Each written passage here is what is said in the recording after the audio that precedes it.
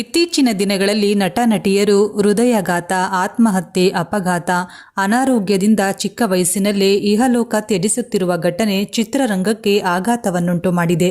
ಇದೀಗ ಚಿತ್ರರಂಗದಲ್ಲಿ ನಟಿಸಿ ಸೈ ಎನಿಸಿಕೊಂಡಿದ್ದ ಹಿರಿಯ ನಟಿ ಇನ್ನಿಲ್ಲವಾಗಿದ್ದಾರೆ. ಹಾಗಾದ್ರೆ ಇವರಿಗೆ ಏನಾಗಿತ್ತು ಅಂತ ಸಂಪೂರ್ಣ ಮಾಹಿತಿಯನ್ನ ನೋಡೋಣ ಬನ್ನಿ. ಅದಕ್ಕೂ ಮುನ್ನ ಉಮಾಶ್ರೀ ಅವರ ನಟನೆ ನಿಮಗೂ ಕೂಡ ಇಷ್ಟ ಅನ್ನೋದಾದ್ರೆ ಈ ವಿಡಿಯೋಗೆ ಲೈಕ್ ಮಾಡಿ, ಹಾಗೆ ನಮ್ಮ ಚಾನೆಲ್ ಅನ್ನ ಸಬ್ಸ್ಕ್ರೈಬ್. ಜೀ ಕನ್ನಡ ವಾಹಿನಿಯಲ್ಲಿ ಪ್ರಸಾರ ಕಾಣುತ್ತಿರುವ ಪುಟ್ಟಕ್ಕನ ಮಕ್ಕಳು ರೋಚಕ ತಿರುವು ಪಡೆದುಕೊಂಡು ಸಾಗುತ್ತಿದೆ. ಪುಟ್ಟಕ್ಕನ ಮಕ್ಕಳು ಧಾರಾವಾಹಿಯಲ್ಲಿ ಪುಟ್ಟಕ್ಕಳೆ ಶಕ್ತಿ ವಾಹಿನಿಯು ಅತ್ಯಂತ ರೋಚಕ ಎಪಿಸೋಡ್ ಅನ್ನ ಪ್ರಸಾರ ಮಾಡ್ತಾ ಇದೆ. ಇದೀಗ ಕತೆ ಸಾಗುತ್ತಿರೋದನ್ನ ನೋಡಿ ಸೀರಿಯಲ್ ಅಂತ್ಯ ಕಾಣುತ್ತಾ ಅಥವಾ ಪುಟ್ಟಕ್ಕನ ಪಾತ್ರವೇ ಮುಗಿಯುತ್ತಾ ಅಂತ ವೀಕ್ಷಕರು ಕಮೆಂಟ್ ಮೂಲಕ ಪ್ರಶ್ನೆ ಇಡುತ್ತಿದ್ದಾರೆ. ಸದ್ಯ ಸಿಂಗಾರಮ್ಮ ಬಂಗಾರಮ್ಮನ ವೇಷ ಹಾಕಿಕೊಂಡಿದ್ದಾಳೆ.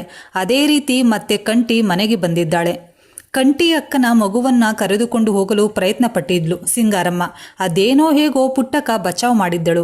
ಇದೇ ಸಮಯಕ್ಕೆ ಸಿಂಗಾರಮ್ಮ ಪುಟ್ಟಕ್ಕನಿಗೆ ಚಾಕು ಇರಿಯುತ್ತಾಳೆ. ಹೀಗಾಗಿ ಅಲ್ಲಿಗೆ ಪುಟ್ಟಕ್ಕನ ಪಾತ್ರವೇ ಅಂತ್ಯ ಆಗ್ಬೋದು ಎಂದು ವೀಕ್ಷಕರು ಊಹಿಸುತ್ತಿದ್ರು. ಆದರೆ ಪುಟ್ಟಕ್ಕ ಈ ಸವಾಲನ್ನ ಎದುರಿಸಿ ಬದುಕಿ ಬಂದಿದ್ದಾಳೆ. ಸ್ನೇಹ ಸಾವಿಗೆ ಕಾರಣವಾದ ಸಿಂಗಾರಮ್ಮ ಮುಂದಿನ ಪ್ಲಾನ್ ಏನು ಎಂಬುದು ವೀಕ್ಷಕರಲ್ಲಿ ಇರೋ ಕುತೂಹಲ. ಆದರೆ ಪುಟ್ಟಕ್ಕನ ಈ ಪರಿಸ್ಥಿತಿ ನೋಡಿ ರಾಧಾ ಮಾತ್ರ ಖುಷಿಯಾಗಿದ್ದಾಳೆ.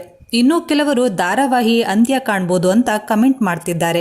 ಇನ್ನು ಸಿಂಗಾರಮ್ಮ ಪೊಲೀಸರ ಬಲೆಗೆ ಬಿದ್ದು ರಾಧಾ ಕೂಡ ಅರೆಸ್ಟ್ ಆಗ್ಬೋದು ಎಂಬುದು ವೀಕ್ಷಕರ ಊಹೆ. ಇದಕ್ಕೂ ಮುಂಚೆ ಪುಟ್ಟಕ್ಕನ ಮಕ್ಕಳು ಧಾರಾವಾಹಿಯಲ್ಲಿ ಹೊಸ ಸ್ನೇಹಾಳ ಎಂಟ್ರಿ ಆಗಿದೆ. ಸ್ನೇಹ ಪಾತ್ರದಲ್ಲಿ ಅಪೂರ್ವ ನಾಗರಾಜ್ ಅವರು ಅಭಿನಯಿಸುತ್ತಿದ್ದಾರೆ. ಸದ್ಯ ಪುಟ್ಟಕ್ಕನ ಮಕ್ಕಳು ಕತೆ ತೀವ್ರ ಕುತೂಹಲವನ್ನ ಪಡೆದುಕೊಂಡಿದೆ. ಪ್ರೀತಿಯ ಮಡದಿ ಸ್ನೇಹ ಸಾವಿನಿಂದಾಗಿ ಕಂಠಿ ಕಂಗಾಲಾಗಿದ್ದಾನೆ. ಒಳ್ಳೆಯವರಿಗೆ ಕಾಲ ಇಲ್ಲ ಅನ್ನೋದು ಅವರಿಗೆ ಅರಿವಾಗಿದೆ. ಪುಟ್ಟಕ್ಕನ ಮಕ್ಕಳು ಧಾರಾವಾಹಿ ಶುರುವಾಗಿ 2 ವರ್ಷಗಳು ಕಳೆದಿದೆ. ಈಗಾಗಲೇ ಸ್ನೇಹ ಧಾರಾವಾಹಿಯಿಂದ ಹೊರ ಬಂದಿದ್ದಾರೆ. ಹಾಗೆ ಪುಟ್ಟಕ್ಕನ ಪಾತ್ರ ಮಾಡುತ್ತಿರುವ ಉಮಾಶ್ರೀ ಅವರ ಪಾತ್ರ ಕೂಡ ಅರ್ಧಕ್ಕೆ ಅಂತ್ಯವಾಗುತ್ತಾ ಅಂತ ಕಾದು ನೋಡಬೇಕು. ಇನ್ನು ಈ ಬಗ್ಗೆ ನೀವೇನು ಹೇಳ್ತೀರಾ? ನಿಮ್ಮ ಅನಿಸಿಕೆಗಳನ್ನು ತಪ್ಪದೇ ಕಮೆಂಟ್ ಮಾಡಿ. ಹಾಗೆ ವಿಡಿಯೋನ ಲೈಕ್ ಮಾಡಿ, ಶೇರ್ ಮಾಡಿ, ಹಾಗೆ ಚಾನಲನ್ನು ಸಬ್ಸ್ಕ್ರೈಬ್ ಮಾಡಿ.